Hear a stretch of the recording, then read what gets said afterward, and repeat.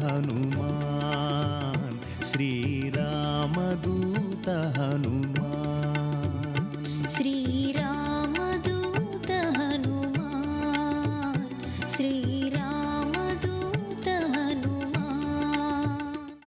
భార్యల్ని మాత్రం చంకలో పట్టుకుని అకస్మాత్తుగా ఆకాశంలోకి ఎగిరిపోయి ఆధారం లేకుండా వాళ్ళు ఆకాశంలో నిలబడ్డారు. నిలబడి కాలిపోతున్నటువంటి మహేంద్రగిరిని చూశారు. చూసి ఆశ్చర్యపోయి వీక్షాంచ కృష్య పర్వతం, ఏమి ఈ కొండ బద్దలైపోతోందా, ఏమి ఎవరూ కనపట్టలేదు, ఏమైంది ఈ కొండకు, అసలు ఏం జరిగి అకస్మాత్తుగా మహేంద్రగిరి ఇలా అయిపోతోందని తెల్లబోయారు. వాళ్ళు అలా తెల్లబోతుండగా మహర్షులు, దేవగాయకులైనటువంటి చారణులు మొదలైనటువంటి దేవతలు సంఘాలుగా నిలబడి చెప్పుకుంటున్నారు.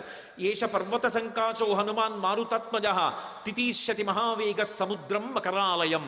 మొసళ్లతో కూడుకున్నటువంటి రాక్షసులతో కూడుకున్నటువంటి 100 యోజనముల లవణ సముద్రాన్ని తాను దాటి వెళ్ళి వానరజాతి పరువు ప్రతిష్టలు నిలబెట్టి సీతమ్మ జాడ తెలుసుకుని రామచంద్రమూర్తికి నివేదించడానికి పర్వత శరీరుడైనటువంటి స్వామి హనుమ పరాక్రమాన్ని పుంజుకుని దీన్ని లంఘించడానికి సిద్ధపడుతున్నారు. ఆశ్చర్యం, ఎవరి కోసం ఇంత కష్టపడుతున్నారు? రామార్థం వానరార్థం చ చికీర్షం కర్మదుష్కరం సముద్రస్య పరంపారం దుష్ప్రాపం ప్రాప్తుమిచ్చతి. రాముడి కోసం, వానరుల కోసం స్వార్థత్యాగం చేసి తాను ఇంత క్లేశపడుతూ ఈ సముద్రాన్ని దాటడానికి అదిగదిగదిగో స్వామి హనుమ బయలుదేరుతున్నారని ఆ విద్యాధరులందరూ లేచి నిలబడి ఆయనకి నమస్కరించి స్తోత్రం చేస్తున్నారు. ఇక బయలుదేరడానికి సిద్ధపడ్డారు.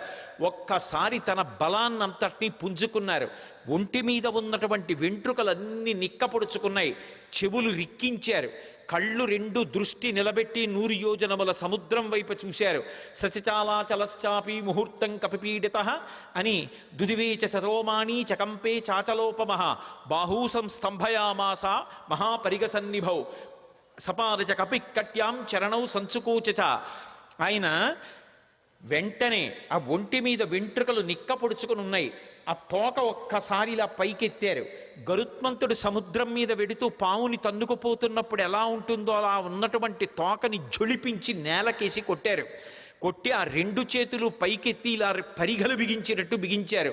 మహాపరిగసన్నిభౌ సపాదచ కపిక్కట్యాం చరణౌ సంచుకోచ. కాళ్ళు వంచారు, మోకాళ్ళు కొద్దిగా కిందకి ఉంచారు, నడుం సన్నం చేశారు, హృదయాన్ని బాగా విశాలం చేశారు. మార్గమాలోకయన్ దూరాదుర్ధం ప్రణిహితేక్షణ రురోధ హృదయే ప్రాణాన్ ఆకాశమవలోకయన్. ప్రాణవాయువుని లోపల బంధించారు, దృష్టి బాగా నిలబెట్టారు, చెవులు రిక్కించారు. ఇక ఎగరడానికి సిద్ధపడుతున్నారు. పాదములతో తొక్కిపెట్టి ఉంచారు. మోకాళ్ళు వంగి ఉన్నాయి, నడుం సన్నగా ఉంది, తొడలలోకి శక్తినంతటినీ పుంజుకున్నారు. ఇక ఎగరబోతూ కిందకి చూశారు. చిన్న చిన్న రూపాలతో కొన్ని లక్షల వానరములు స్వామికి నమస్కారం చేస్తూ శుభం కలగాలని, వానరజాతి పరువు నిలబడాలని స్తోత్రం చేస్తున్నాయి. సర్వం శ్రీ ఉమామహేశ్వర పరబ్రహ్మార్పణమస్తు. స్వస్తి.